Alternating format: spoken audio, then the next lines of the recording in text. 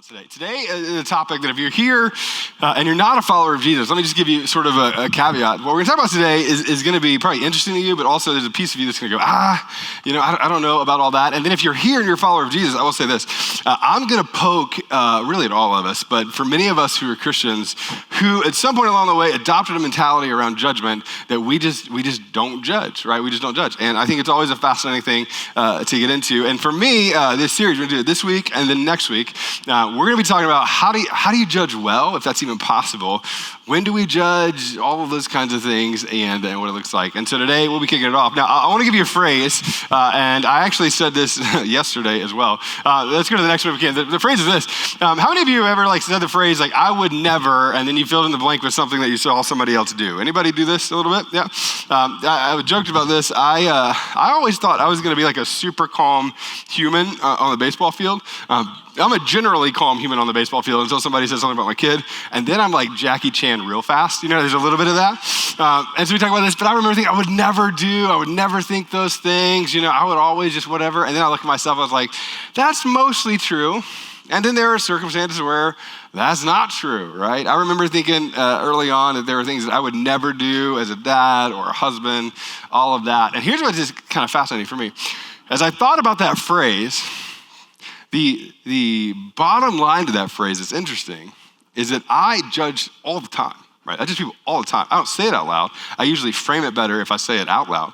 But I remember watching somebody drive recently, and I was like, I will never do that. And then the other day, I did the exact same thing in one of those roundabouts. You know what I mean? I'll never do. I'm constantly thinking I would never do that. And it's these little micro judgments all the time. And I'll say this for you, and I think this is true for you. It's certainly true for me, and that's this.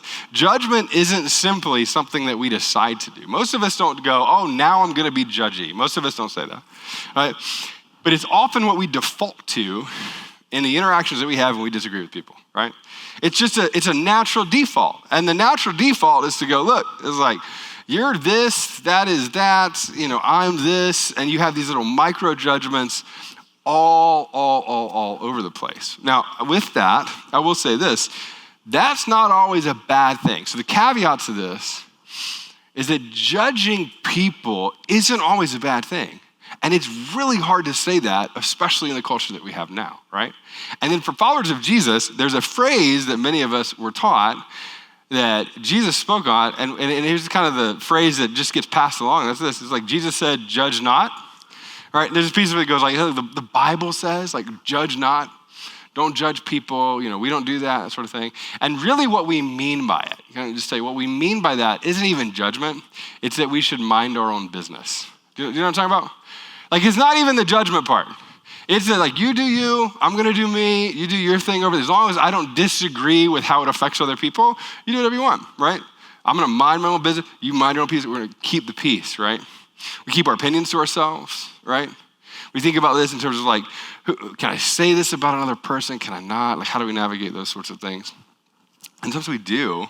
And when we voice it out loud, I don't know if I've used this illustration before, but it's kind of like Inception. Do you guys remember the movie Inception? Christopher Nolan. Just wanted to throw that out there. Yeah. Best director of all time. Anyway, so, no, I'm just kidding. Just Batman. Yeah, we'll find about it later in the baptismal. But I'm just kidding. But with this, there's a moment in Inception where they're in the dream world. Some of you remember this. And she's walking on the bridge. There's all these people. And there was a statement that's made, when something happens, all of the people begin to notice that they're there, or that she's there. And they all start turning towards her in this moment. And it's a really beautiful, fascinating, interesting scene.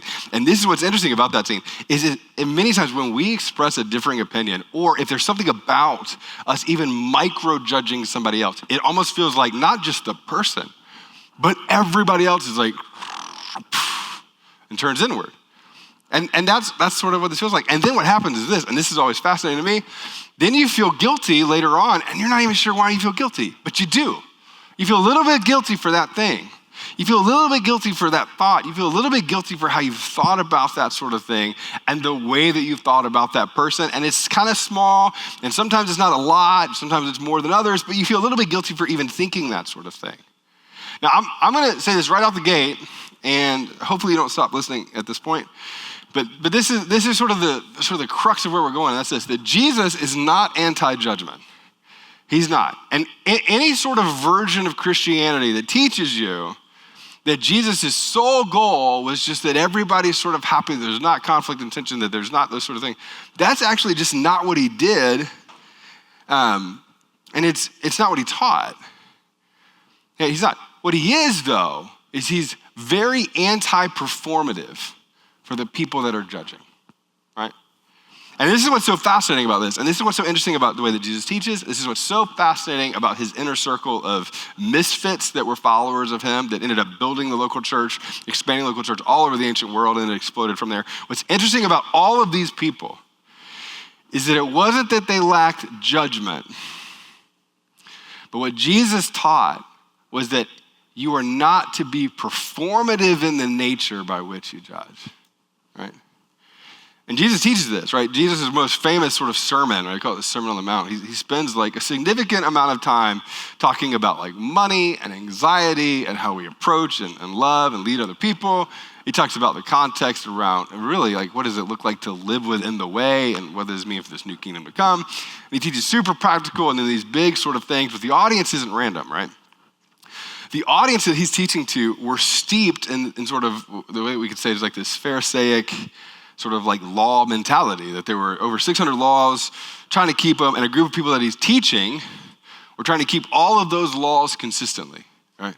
How many of them can we keep? And if we were to be honest, there was a law, and then it was very easy to know who broke those laws and who didn't do it well.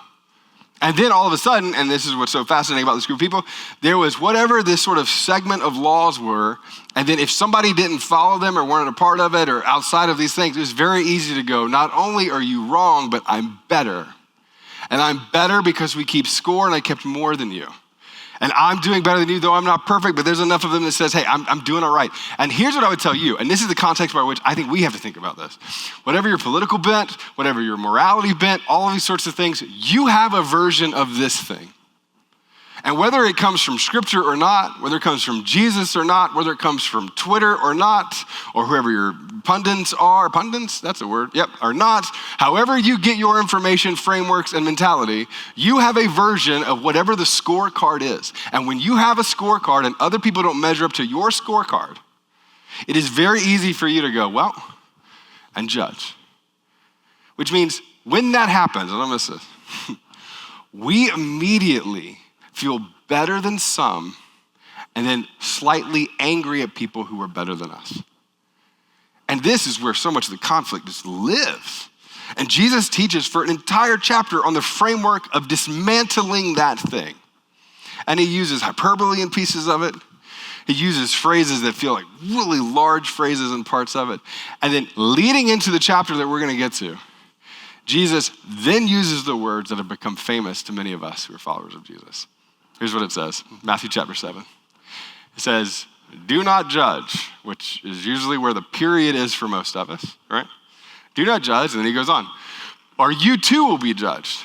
For in the same way that you judge others, you will be judged, and with the measure you use, it will be measured to you, right? Which is like, but he's not talking to everybody in this moment. He's talking to a group of people, don't miss this, who are carrying their framework. 600 laws. They go, hey, the measure that we use, it's very clear it's this one. And you have a very clear one too, whether you acknowledge it or not, whatever this one is. And what he's saying is this, if you're gonna judge, right, do not judge, but if you judge, the measure that you use, right, whatever that scorecard is, that's gonna be what you're held accountable to. This isn't a prohibition around discernment.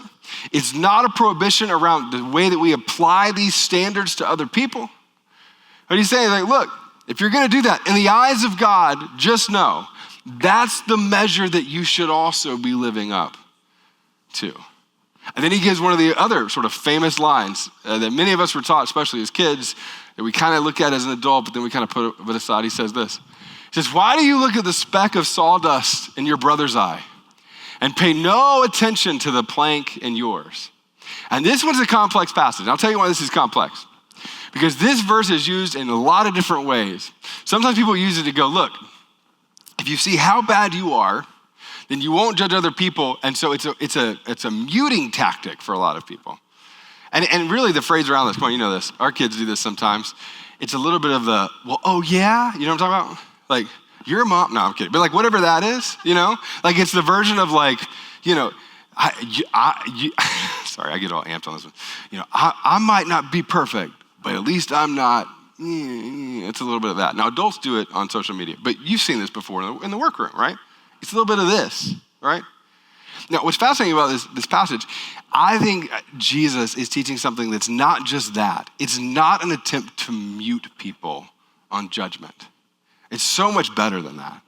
It's so much more complex than that. He's going, look, you turn inward first before you look outward, because you can't look outward with any sort of effectiveness until you've looked inward at yourself. And the reason is this: we all have the propensity, right, to magnify the speck in someone else's eye and filter the plank in our own.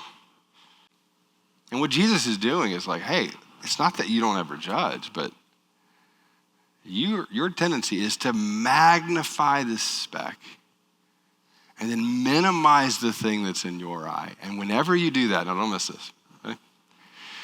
Whenever you do that, you are handing over your influence to be helpful to other people.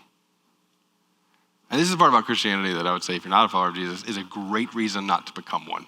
Now, I think you should. But also, Christianity, and we say this a lot, calls you to lay your life down. Not to be passive, but to lay your life down for other people.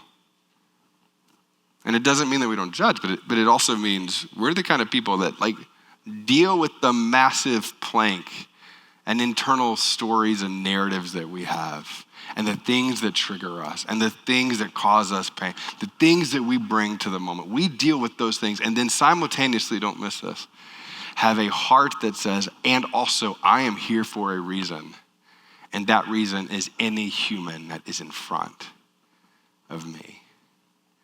And then Jesus judges the people that he's talking to, which I always think is fascinating. That do not judge, and then also, which is so fun, he says, do not judge, and then he says this, you hypocrite. Isn't that great? Like he's like, do not judge, and also, you hypocrite.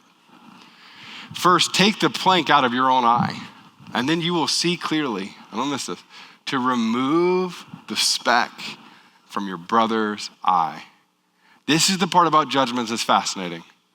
It is never about you feeling superior.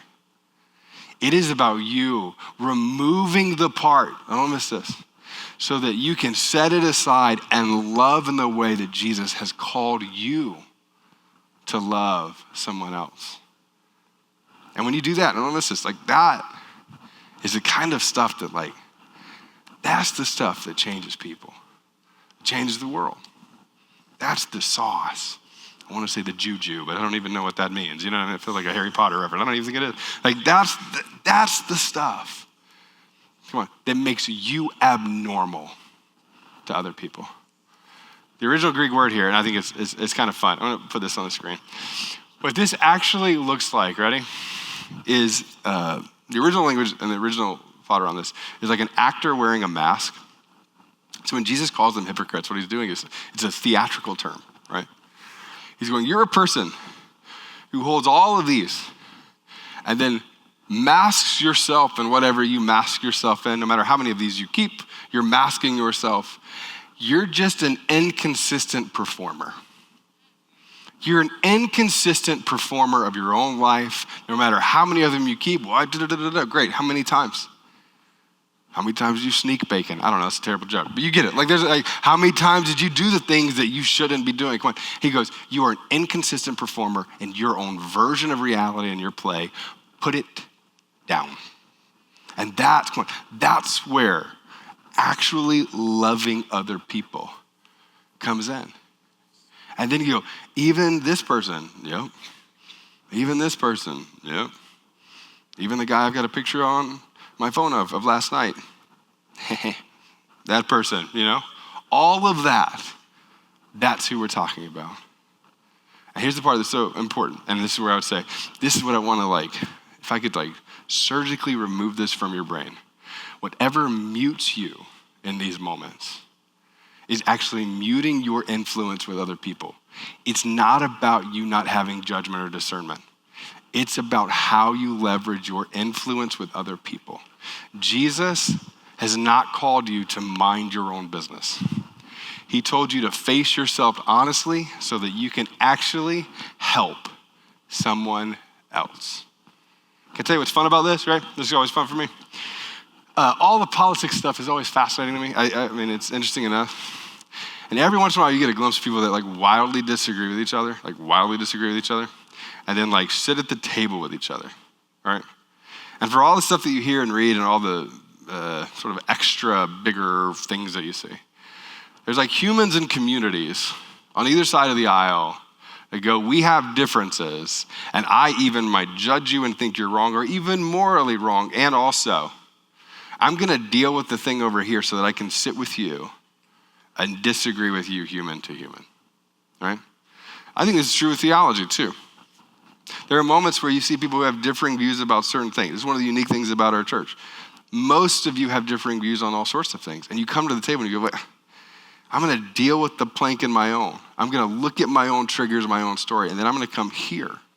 And the reason I'm gonna come here, and I'm gonna say this, is because I want to understand you, and I'm gonna say this, because I want to have influence in a way that makes your life better and leads you closer to Jesus. You don't do that when you mind your own business and mute yourself. You just develop an echo chamber of the same kind of people that you want to talk to, but you never make a difference. I put in my notes, I said this: judgment is instant. Understanding takes time, right?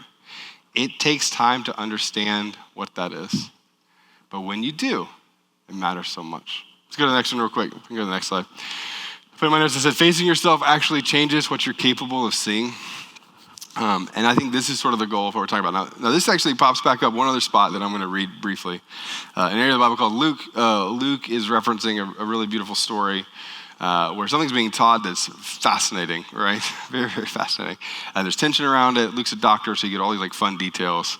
And in Luke chapter 18, we see him teach out sort of as a pickup from what's happening here and what Jesus is teaching. So this is Luke chapter 18, verse 9. Here's what it says. There were two people that were involved in this. There's like a Pharisee and there's a tax collector. In the story that's about to be told, Pharisee is the hero because they've kept the law, they're doing well, the scorecard's good, A+++, whatever, like they're batting 1,000. And then there's a tax collector, which was cheating people, nobody liked him. You're that guy. Whatever that guy is, that's the tax collector. That is the point at the beginning of the story. And so in Luke 18, verse 9, it says this: to some who were confident of their own righteousness and looked down on everyone else, people who were judgmental of these people, Jesus told this parable, and the parable involves these two guys. And here's what it says in the next verse. So the Pharisee comes out, he stands by himself and he prays, God, I thank you that I am not like other people.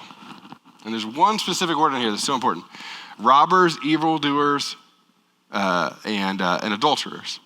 Or even, and this is the part where they juxtapose each other, or even like this tax collector, right? Even like this tax collector. I fast twice a week. I give 1/10 of all I get. Now, this is so interesting when you look at how he phrases it. This is Jesus telling a parable about this person who should have been the hero of the story, and Jesus is propping them up to be someone who they shouldn't be. The fascinating part about this is at the very beginning, he says, God, I thank you, which is almost his version of him going, I am misguided in my theology of what it means to be a part of the new kingdom. I am not like other people. I thank you that I am superior to whoever that is. And then he lists them: robbers, evildoers, adulterers, Michigan fans. He just keeps going. And then he goes, I'm just kidding. Love you, Jake. He just shakes his head. Or even, now this is the most important part of the passage, or even like this tax collector, which is very easy to read quickly. But Jesus is showing here, that's so interesting. It's a personification of going like, this person, I'm not even going to name them. They are named only by what I feel superior to them to. This person, this tax collector. And then look what I do. I keep my own set of standards and laws. Fast twice a week, give 1/10 of all I get. And then Jesus goes on, and here's what he says next. Verse 13, he says, but the tax collector, stood at a distance. He would not even look up to heaven, but he beat his breast and he said, God, have mercy on me, a sinner. Now in our culture, this is, you don't do this, I don't think. The beating the breast part is a very interesting thing because it is one of the most physical signs of grief that a person would have. A very similar sort of symbol that a person would use when they've lost somebody or experienced a deep pain. This is what he's doing. And he's doing it in light of his own sin. He has in full view his own shortcomings, his own plank. He's dealing with this first, and Jesus juxtaposes the person who kept all the rules and the tax collector, and he elevates the tax collector as the model for what we should be. And then he says this. He says, I tell you that this man, rather than the other, went home justified. Now, please don't miss it. The language is so important. Justified before God. For all those who exalt themselves will be humbled, and those who humble themselves will be exalted.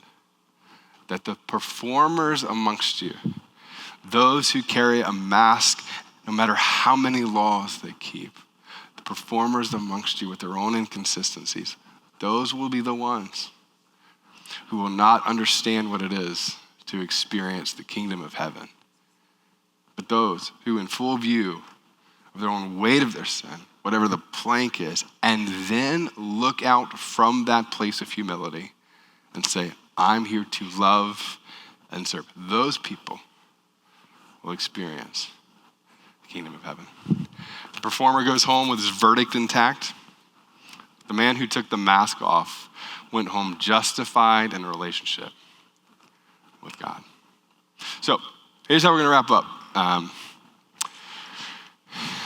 I'll say this well. I think everybody's on different sort of pieces of this. I think most of us are a little bit of all three of the examples that I'm going to give you. But I want you to actually look inward at yourself and go, which one of these am I? And then I'm going to say one more as like a caveat to get into it, and then I'm going to give it three of you. Some of you, if you're wired like me, stopped listening about 7 minutes into this. But you're looking at me, but you're like me. You're like, yeah. And the reason is this. I am wired to want justice in the world all the time, right? I'm just wired that way. And there's a part of you, just like there's a part of me, that feels a little bit of a loss that if you actually deal with this kind of thing. And I am talking to you. Like, is he talking to me? I'm talking to you. And then there's another group of you, then I'm going to give you the list, who have been so muted by the fear of judging other people because we don't judge, that you have lost your influence and saltiness in the world to speak up for what's right and what's wrong because they can do them and I'll do me and I'll mind my own business and we'll do that. But here's the thing, you ready? You don't actually believe that because the people that you care about, like your kids or your family, you don't live that way in your home. When it matters the most to you, you don't live that way. So what you're really saying is this, and this is the hard truth, that other people just don't matter enough for you to step out with courage and speak truth. And that's a weird sort of performative nature in and of its own self. For the next 4 minutes, I'm also talking very specifically and directly to you too. So 3 categories of this. This is the performers, right? These are the people, and this is, again, all of us are a little bit of all three, I think. This is the people who goes, I keep the rules, I'm doing well, I perform, I do this, and I just kind of wherever I see it, I give my opinion, I throw it out there. If it's good, it's good. If not, it's your fault because I'm so good, right? You don't say it that way, but that's what you mean. Most of you have this uncle, right? We all have this uncle too, right? You go out and you go, look, there's a performative nature to it. And I don't understand why I'm not more blessed in relationships or friendships, all that kind of stuff, because I keep all the rules. I feel like I do all the right things. But at the end of the day, there's a mask that you keep up because you actually don't deal with your own stuff, right? That's performative nature. The second one, right? So the next one up here. The second one is the avoiders, which I just talked about for a second. You avoid conflict and judgment at most cost because to you following Jesus means judge not, and we just let them do whatever it is that they're going to do. And I wish, honestly, what I've been praying is, what I wish is I could just go, not that. Not that. Don't avoid it. Because you don't avoid it with people that you care about. So care more about the people that God's put in your inner circle. Don't avoid it. That's not the Jesus model. And then the last one is this. And I think this one's probably personal for some of us. Put in mind just like the shield carriers. You carry the judge not thing, not because you want to avoid it, and not because you're performing. And here's a really honest one. It's because it's safer to not judge other people and express what those things are, because if you feel like the moment that you do, it's going to be reciprocated back to you. And whatever's here for you, you don't want to have to acknowledge to others.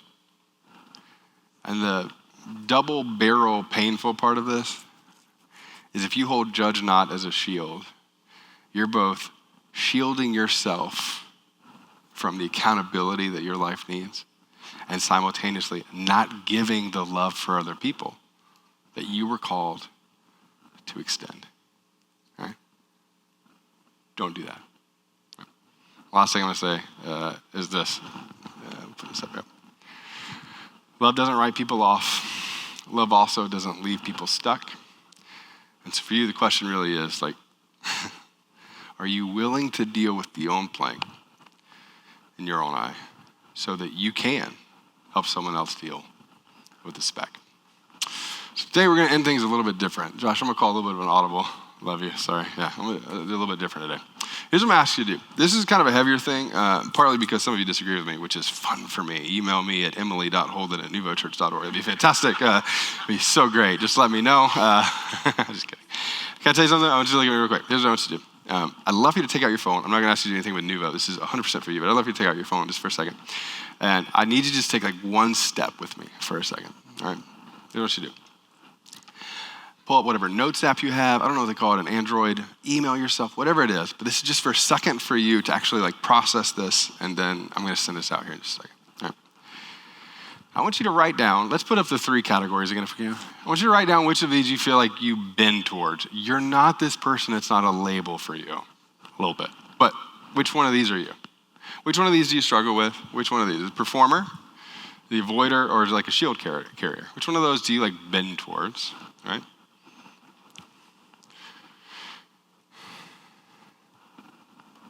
All right, second question is this, and this is one that I kind of want you to sit with this week, and then I want you to come back next week with it. All right, it's really honest. And actually would love for you to email me about this if you'd like to. All right, second question is this. What do I disagree with about what you heard today? And it's not nothing. You should disagree with some of it, because I will disagree with me at some point too, and maybe around this talk. What is something that you have tension around or that you slightly disagree with this, right? I want you to actually it could be 1 word, 2 words, 3 words. Which is this? I'm just not sure about. What is that thing? I want you to write that down just for a second. And then I joked about emailing Emily, but I would love for you to email me. And I'll actually respond, right? Unless something happens this week and I can't. But I'm going to do my best to respond to all of them, and that's this. Patrick.Holden, nuvochurch.org. What do you disagree with, or what do you need to process more throughout this week? And then the last thing is this. And this one's fun, because this is a name. Who is the person in your life that you need to speak up with, but you've chosen not to because of judge not? Right? Many of us, that's a name. You withhold some version of accountability or love through a truth conversation. Who's that person? I'd love for you to write that person down. Email me that too. No, just kidding. Don't email me that part. No. Who's that person? Why don't you write that down? All right. I'm going to pray for us and give you a couple announcements, and we'll wrap up our time. Let me pray. Father, thank you so much for these truths. God, we thank you that you, then and now, you don't shy away from the things that are difficult for us to think about and process. And I just ask that you would help us to do the work of kind of going inward and figuring out what these things are for us. I pray for the people in the room that are naturally the performers around this stuff, and we just ask that you would help them to put down the mask and whatever their standard thing is, and that they would actually really lean in with people. Pray for the avoider in the room, which I think we all are at times, where we just avoid the truth conversations. Sometimes because we're afraid of it. Sometimes we don't want to be judged ourselves. We don't want that inception thing, whatever that is. I just pray that you would give us the courage to not avoid it. And you would help us to live in truth of it. And last was like the shield carriers, which is probably the most emotionally complex of the three. If the person who's carrying things that they don't want anybody to know about, and so they use language like, judge not to shield themselves from other people because they don't want to look at it. I just ask that you would help them to overcome the fear of accountability, and that they would love that to the point that they would allow the right people in their life to speak to them, and that you would shape them into the kind of people who can speak into other people's lives. And God, as we do this, I just ask that you would help us, even in these micro sort of arenas that we're in, whether it be our family or our workplace or baseball field or organizations that we're part of, in all of these different spaces, God, that you would help us through our actions and the way that we love other people to create these like microcosms of your kingdom wherever we are, as people who aren't afraid to do the hard thing but lean into the hard thing and love other people with truth as well. And as we do that, God, you would move through us and give us the influence that we need. In Jesus' name we pray. Amen.